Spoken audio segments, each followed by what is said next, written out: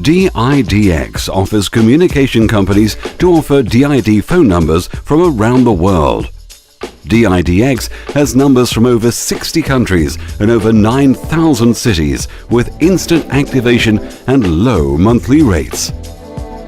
These numbers can be used for calling card, VoIP, callback, call forwarding, PBXs, mobile phones, voicemail, faxing or any other voice service you can think of. Numbers are also available on per channel, per minute and per trigger basis. In addition, you'll be provided with 2 free numbers to test the compatibility and interconnection with your switch. All buying is done through your own website, with DIDX running transparently in the background, provisioning the phone numbers through your server over SIP. Our API and web service will empower you to integrate entire DIDX inventory of numbers on your website, enabling your site to have millions of phone number choices instantly. Your company gains an excellent reputation with increased revenue, more satisfied customers, and a global presence. Try out today and see what over 20,000 companies have already discovered. DIDX.net.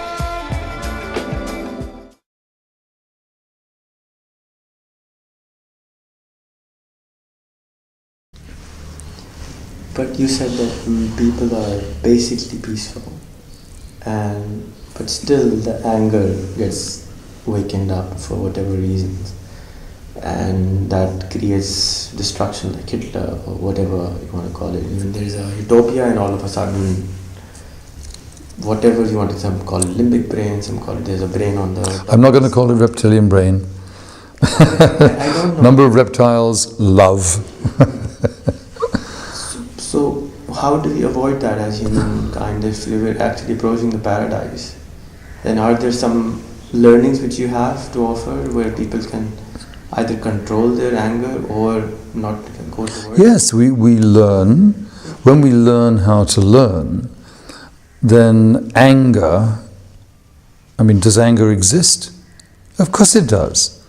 If somebody's taking away my food, just immediate reaction of being angry about it. Or somebody being hurt, angry. And many people around the world at the moment still think that the main motivation, the big energy, is revenge.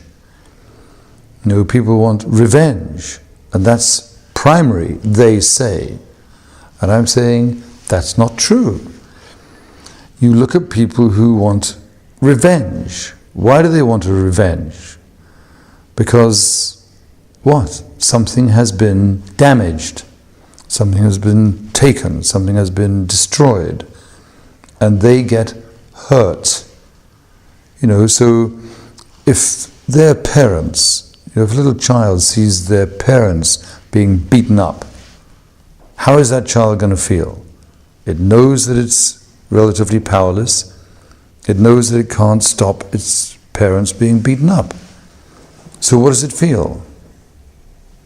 Pain, anger, frustration.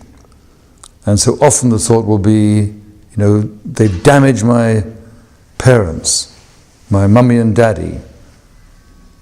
I'll damage them because I've got to stop them doing something that I don't want to happen. I'm going to stop people who are causing suffering. Why? Because I, the little child, don't want suffering. And that's the prime goal. Love. I don't want suffering. And so I'll stop people who are suffering. But a slightly more intelligent level of thinking about that is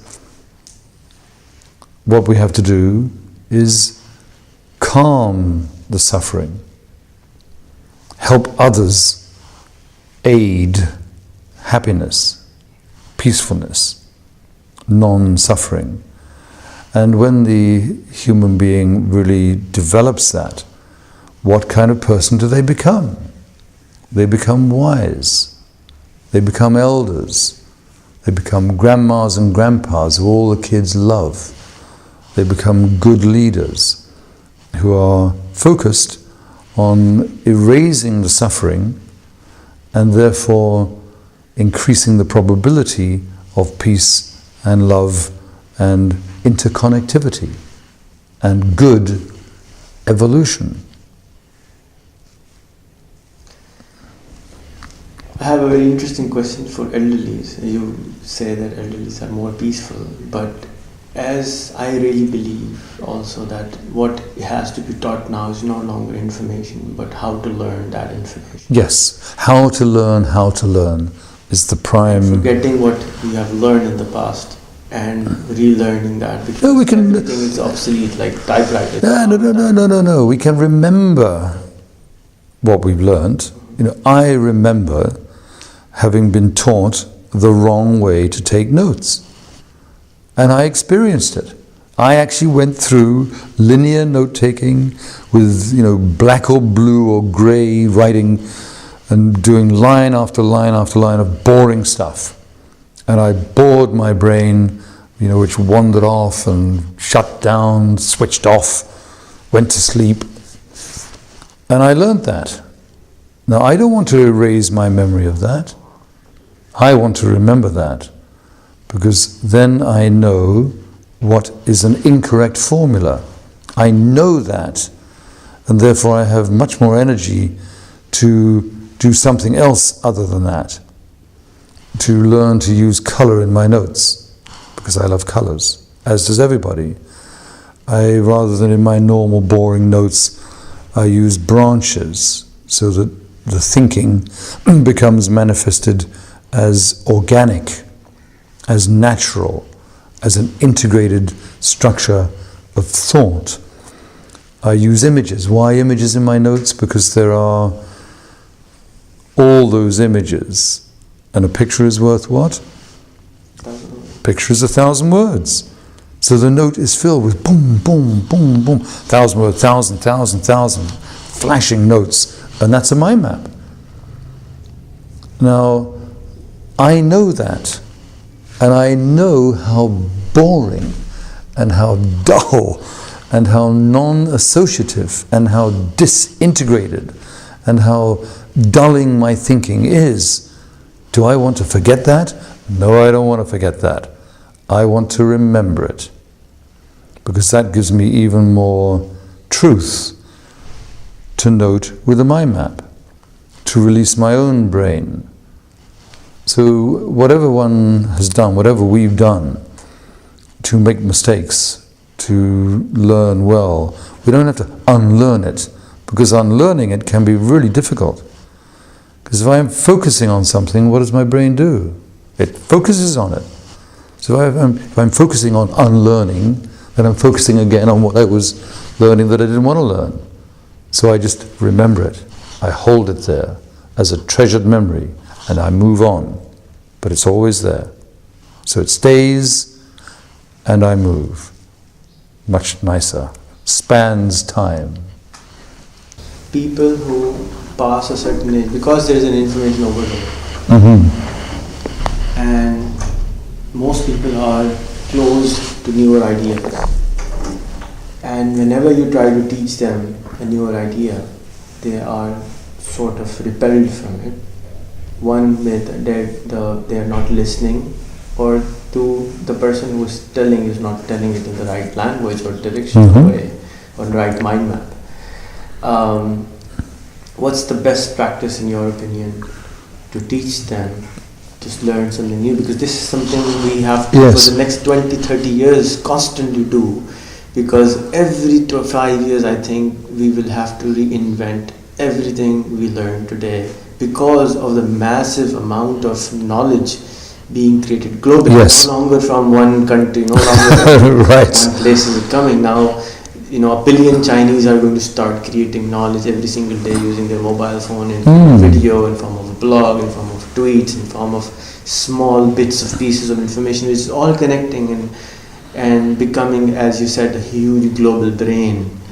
And that requires to learn every few years a new tool. The good news, this is a kind of a common tidal wave of thought that every 5 years we're going to have to relearn everything. It's all going to be new. And I'm saying, no, it isn't. The truths about the brain are fundamental. The way in which the brain learns by imaging and by multisensorily connecting, it's not going to change in 5 years. You're not going to kind of take out bits of the brain and say, well, we don't need any more images in there. We don't need color. We don't need thinking tools that reflect the way we think, because the way we think is the way we have always thought. 10,000 years ago, 100,000 years ago, with the first humanoids, how did they think? Images, smells. And how did they then develop that? Logic, analysis, thinking. And they developed it. And then they thought, let's connect this and that. And they suddenly developed a new theory. Or they developed a new product, a new tool.